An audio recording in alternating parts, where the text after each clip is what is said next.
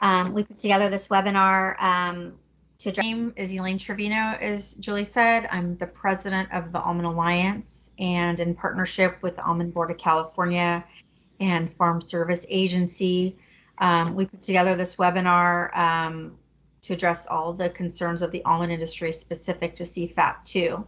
So please don't be shy, ask all your questions today. Everyone that can answer them is on this call. But I want to give you some quick, brief history about the CFAP program, specifically CFAP2. On September 17th, USDA Secretary announced that it will implement the expansion of the Coronavirus Food Assistance Program, as you know, CFAP, to be called CFAP2, which will provide producers with financial assistance that gives them the ability to absorb some of the increased marketing costs associated with the COVID-19 pandemic. This program is producers and growers who face market disruptions and associated costs because of COVID-19.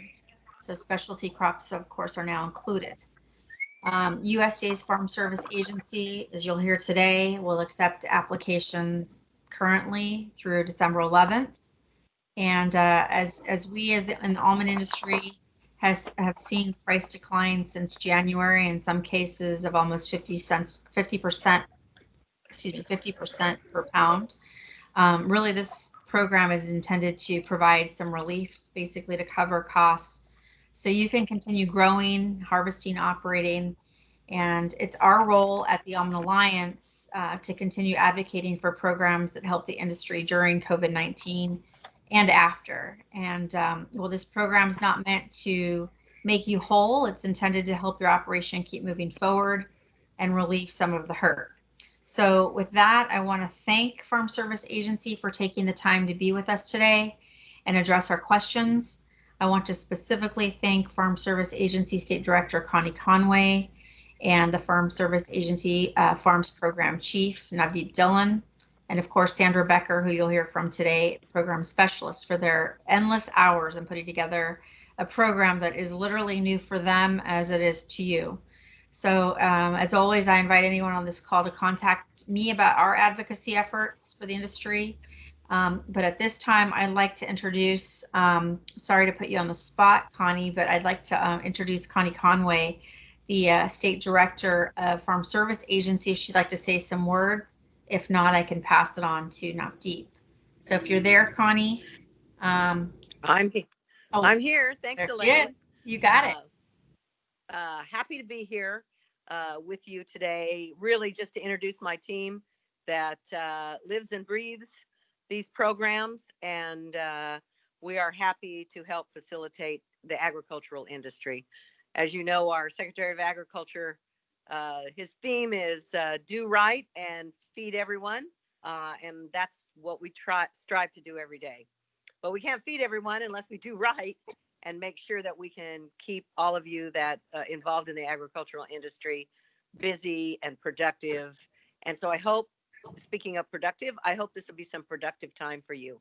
I'm going to turn it over to my team, but as always, as Elaine said, feel free to contact us after the fact if it isn't clear.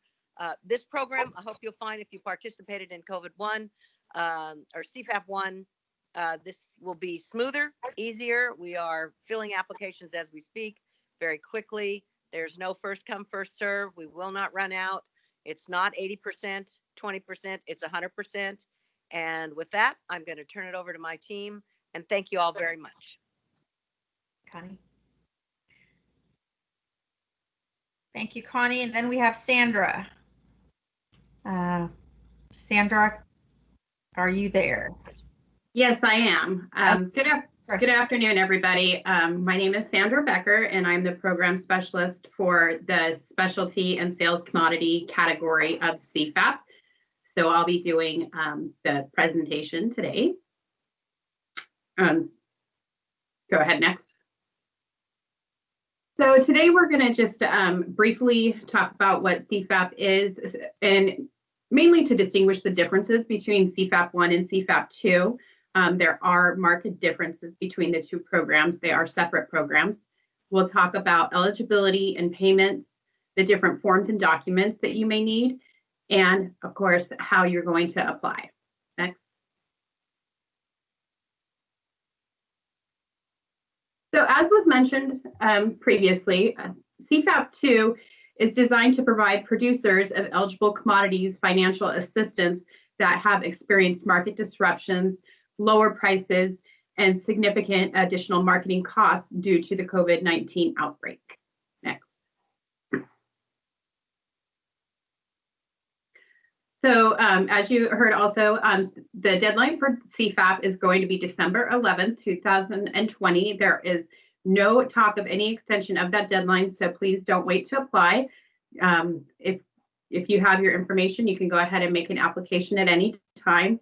You will have 60 days from the time that you file your application to submit any additional eligibility forms or documents that might be needed.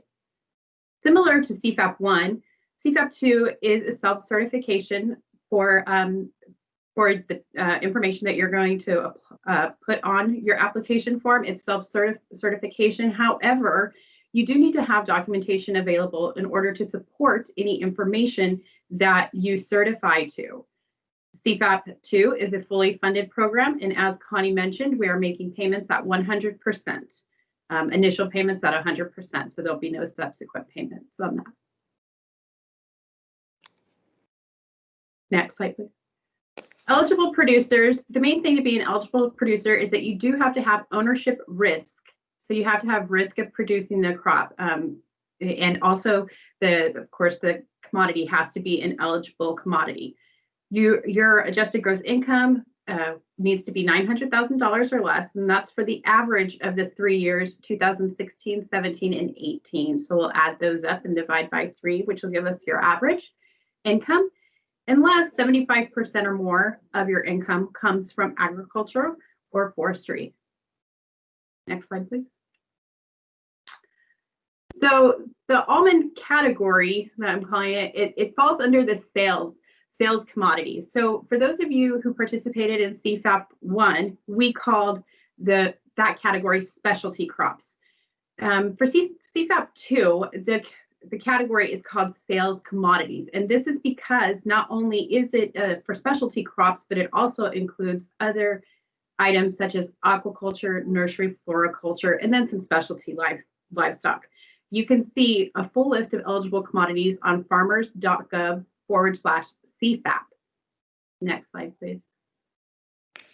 So for sales, and this is important to distinguish, for CFAP 1, we considered sold, for those of you, again, that were participating in that program, as any firm fixed price agreed to, but you didn't necessarily have to have money in hand to consider it sold under CFAP 1.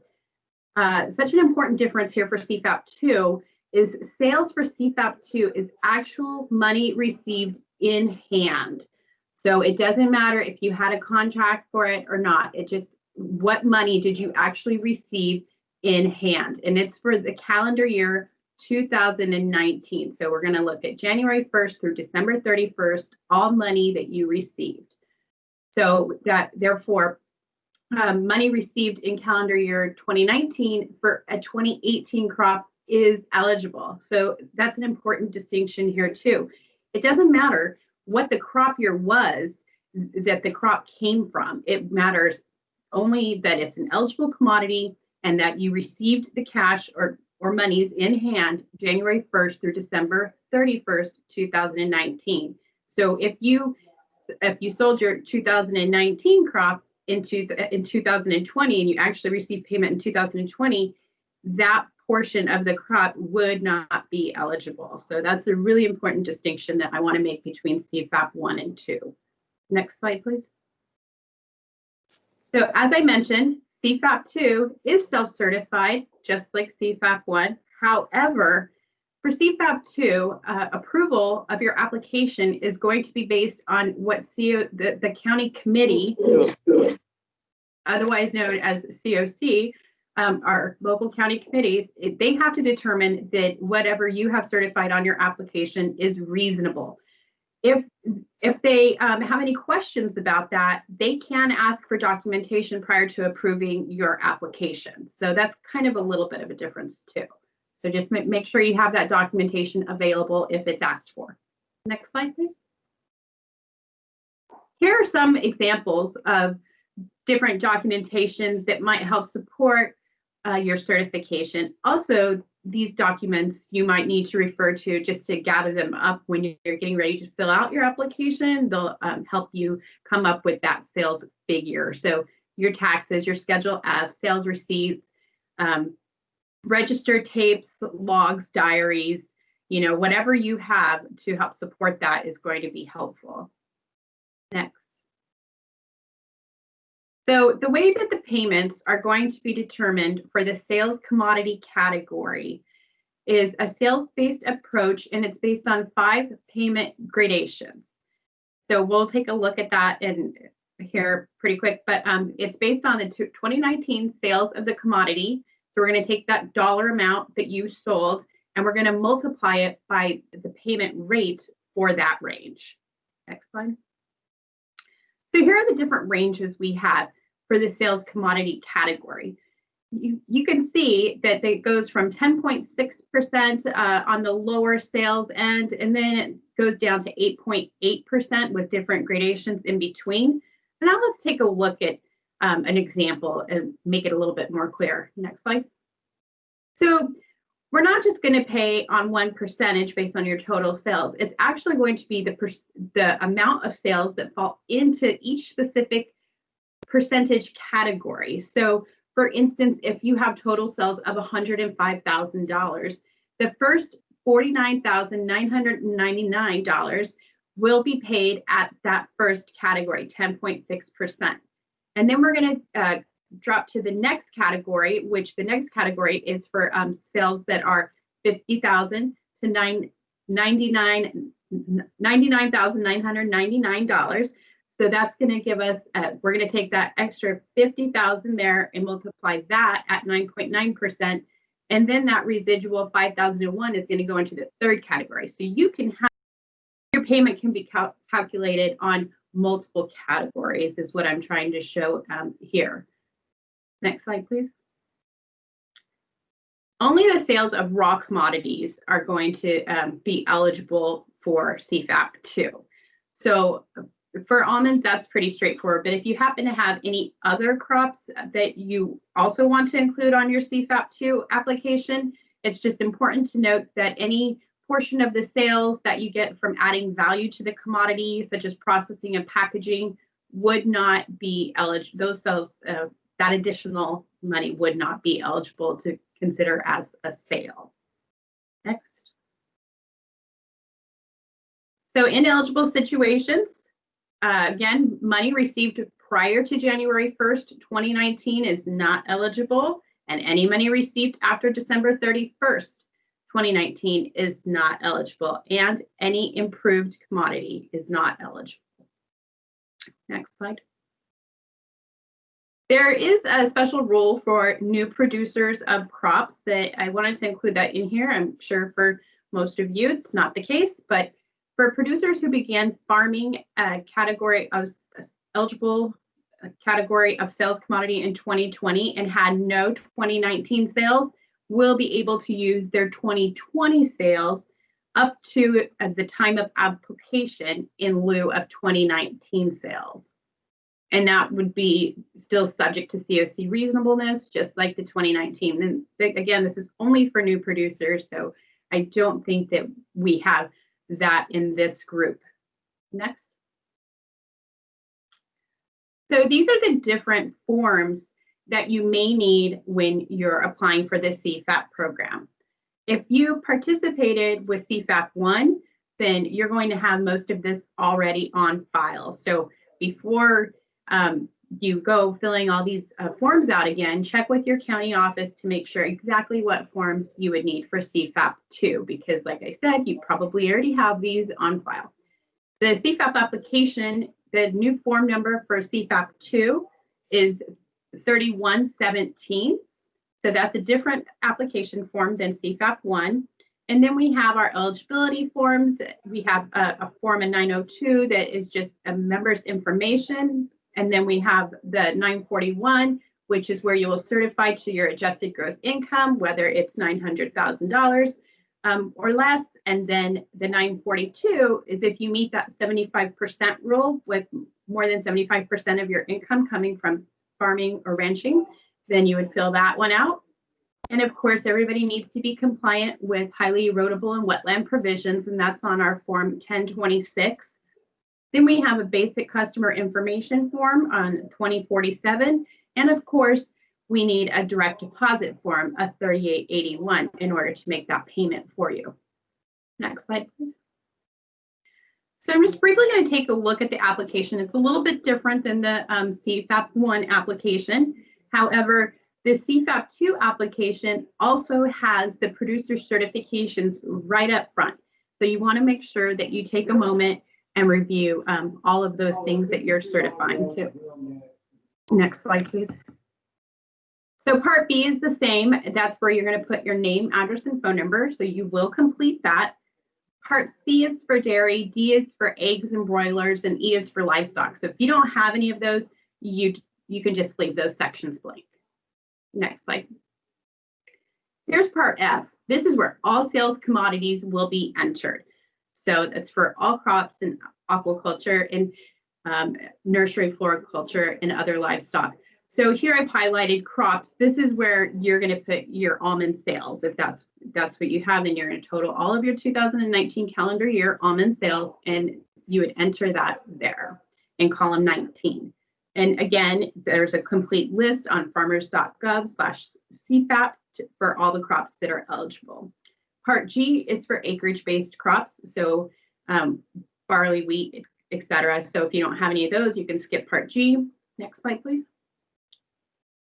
And then here, the end of the application, Part H, you will complete if it applies to you. And what Part H is it will increase your payment limitation if you have more, if you are an entity and you have members that provide more than 400 hours of work in that organization, then you can enter their names in this section and it will increase your payment limitation. Part I is where you would sign your name, and if you are signing for an entity, then you would put your title in there, what your title for the organization is, and then date it. And then Part G is where the county committee is going to act on your application. So you would not put anything in Part J. That's for the county committee. Next. So lastly, how to apply. So we are fully open and operational at the Farm Service Agency. However, we are doing everything still remotely. So you're going to be applying through email and through a regular mail. You can apply on farmers.gov/CFAP.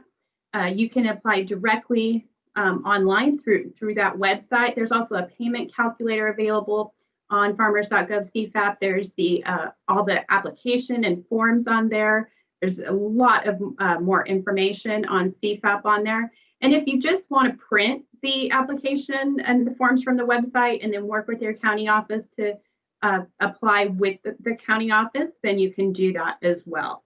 And then there's a link here I've included for contact information for your local county office. And so you can achieve that there through that link, and you can and then on farmers.gov/CFAP they also have a county office locator. So there's a couple different places where you can find the specific contact information for your local county office. Next slide. And that's all I have. That concludes my presentation. So if there are any questions, we can take those at this time. Great. Thanks so much, Sandra.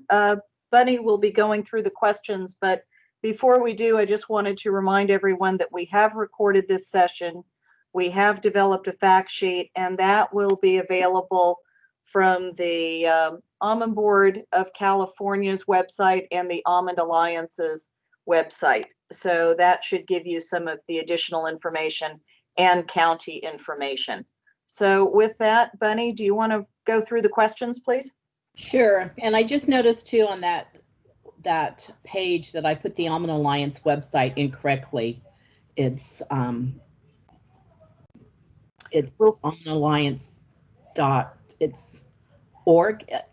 Elaine, correct me on that. I suddenly went blank. It's not a .com. It's .org. .org. Thank you. Yeah, I just typed that wrong. I'm sorry. Okay, we do have some questions that I'll go through. The first one is, I'm told by FSA office that it is a 2019 crop income and not the calendar year, which is correct. So it is going to be based on your total sales in 2019. The crop year is irrelevant. So it's just all money received for that eligible crop, January 1st through December 31st, no matter what crop year it's from. Okay, thanks. Okay, the second question is, does the gradation apply to each partnership a farmer is a partner in separately, as well as their own Schedule F? Yes. Everything would be treated as each separate application is going to be calculated on its own individual merits. Okay. The next question is, if you purchased an already planted farm, are you considered a new producer, or will your payment be calculated based on the previous year crops of the purchased ranch? That's a really good question.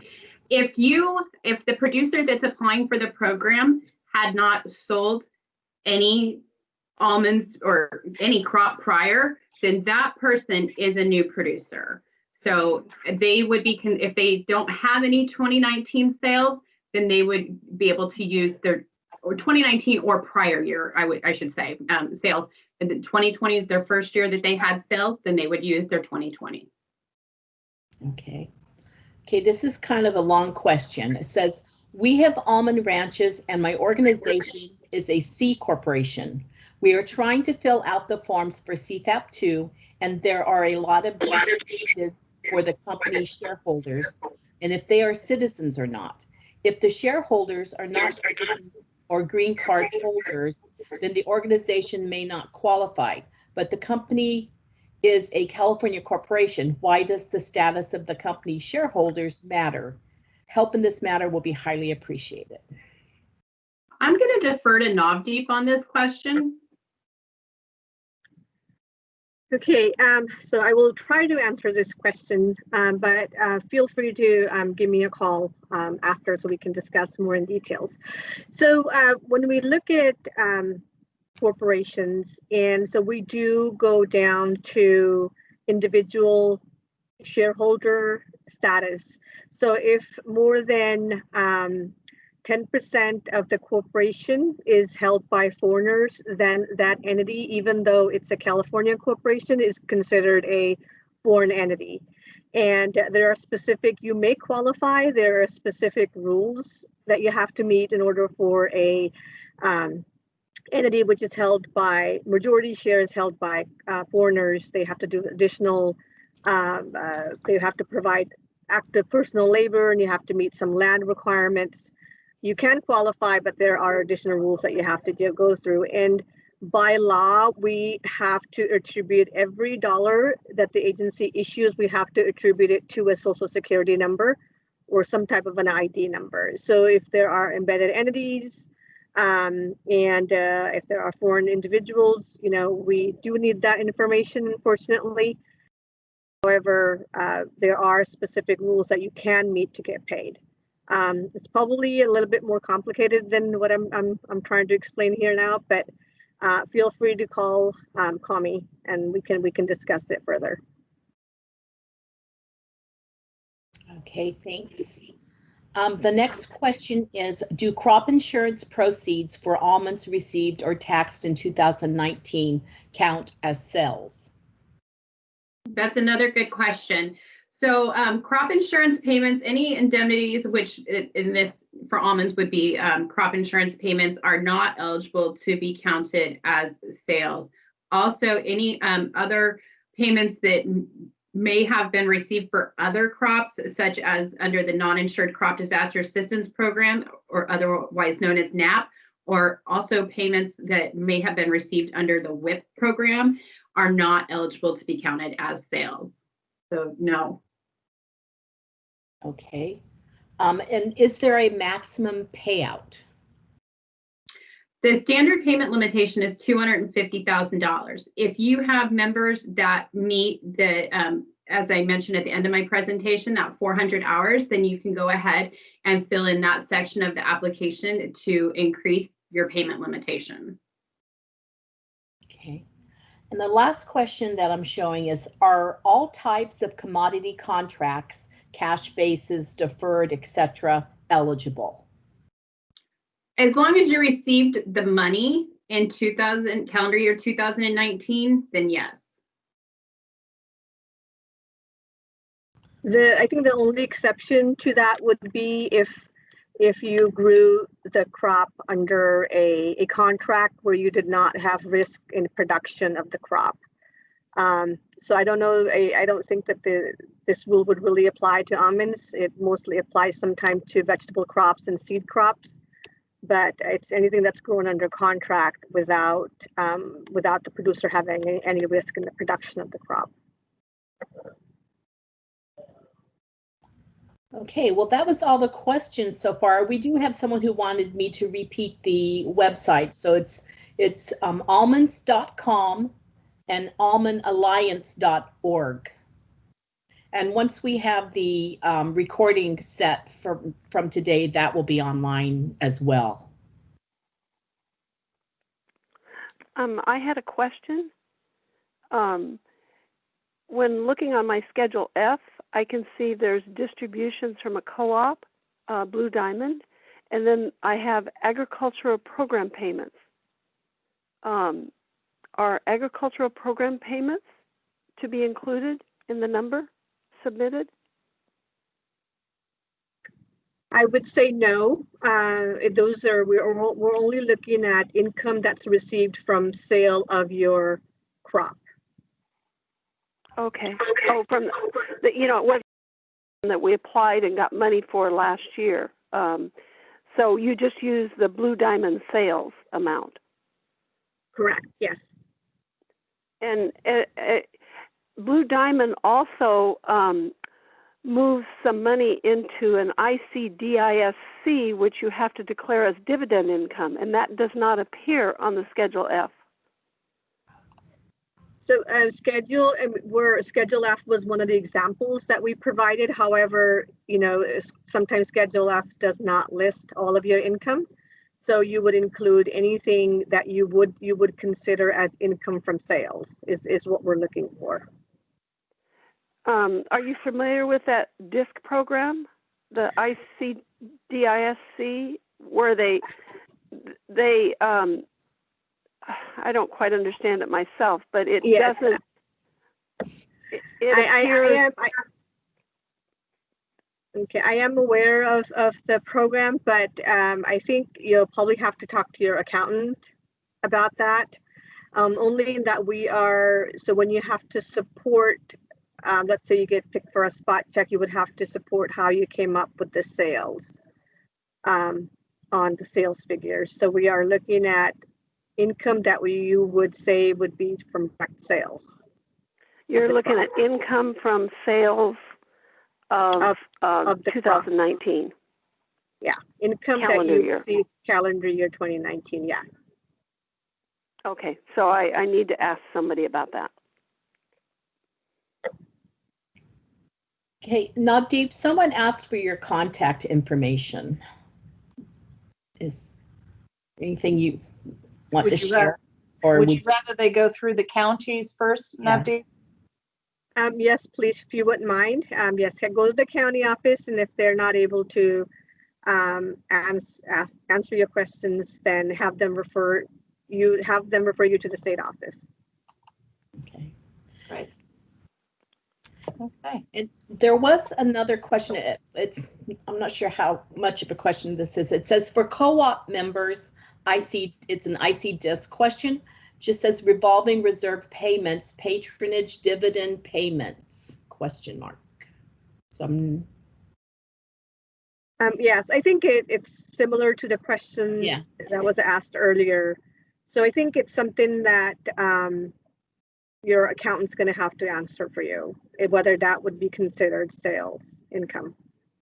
Okay. Right. Okay, that's all of the questions, except they're asking where the recording will be posted. And once it's posted. It'll be on the almonds.com website as well as the almondalliance.org website. And I was just going to say, I can see our colleagues have already added in the chat the link for the fact sheet and where the materials will be posted on the Almond Board website. Great. Thanks, Ashley.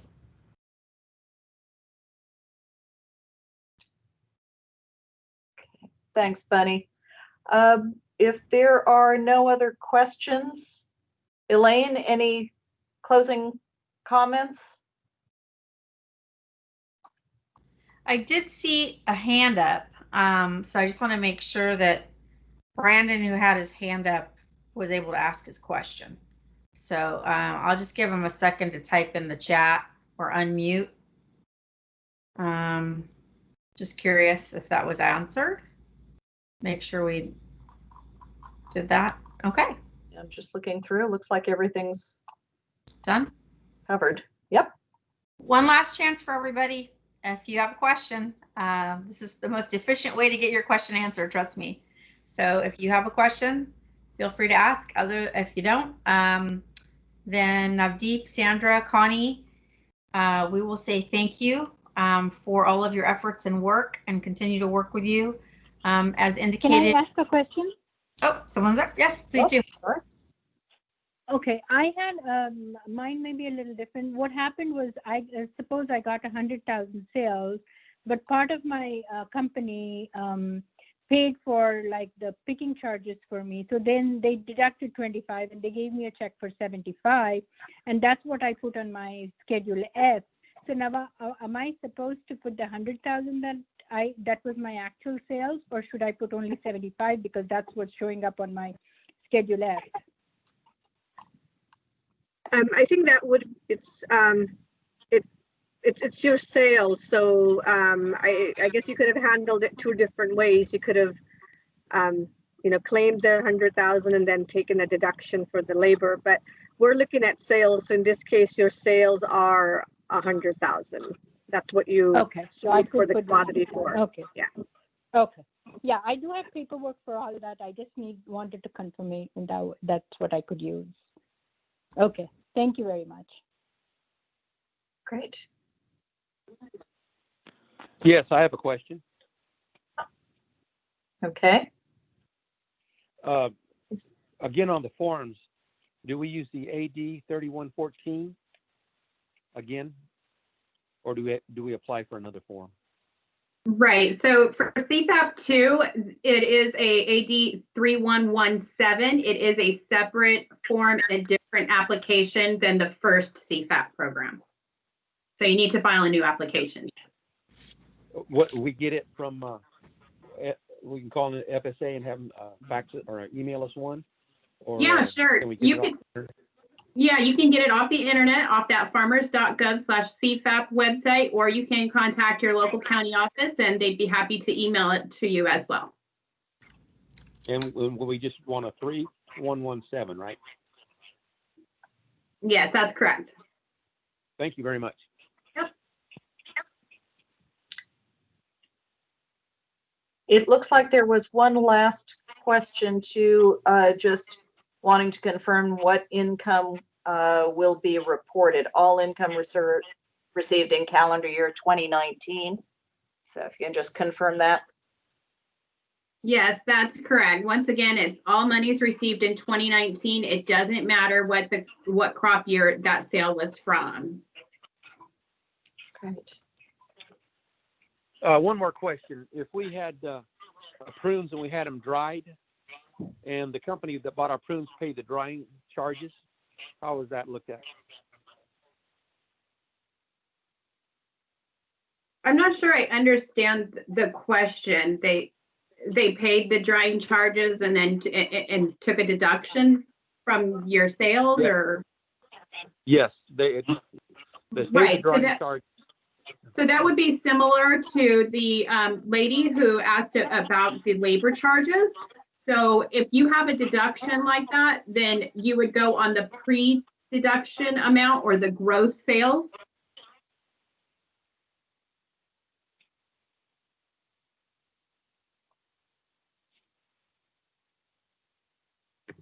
Okay, thank you. I think that covers everything. Just again, a reminder that a recording of this webinar and the fact sheets, information on how to contact FSA offices, that'll all be available on both the Almond Board and Almond Alliance websites. All right, we have another question, Julie. I see Go one ahead. last one about, do we need to identify the crop as almonds? On the application, no, you're just going to enter a dollar amount, a total for all of your eligible crops in that category, but you will want to have documentation available which shows how many dollars were received from what specific crop, if you're asked for that.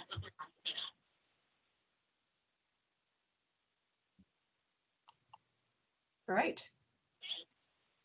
Okay, I think that about wraps it up. Again, I'd like to thank, again, FSA for all of the information and really supporting the almond industry. It's really been a pleasure working with you on getting this information out. Elaine, last comments? Same. I think that this is a pretty straightforward application compared to what folks went through for CFAP 1. So I believe if you follow the steps of the PowerPoint, if you join late, look at the PowerPoint, because I think that's going to answer most of your questions in terms of process. And then protocol is contact your Farm Service Agency office, which is on the link they provided in 2 places, as well as the handout that you could find at the Almond Board and Almond Alliance. And then lastly, if you cannot, please contact myself or Julie, or we'll get you Navdeep's information to get your answers. We try to protect Navdeep because she's overwhelmed by about 400 commodities. So thank you. And just again, thank you to Navdeep and Sandra and Connie. If you haven't left, thank you. And we look forward to hearing everyone's success in this program. Thank you. Thanks very much, everyone. Thanks.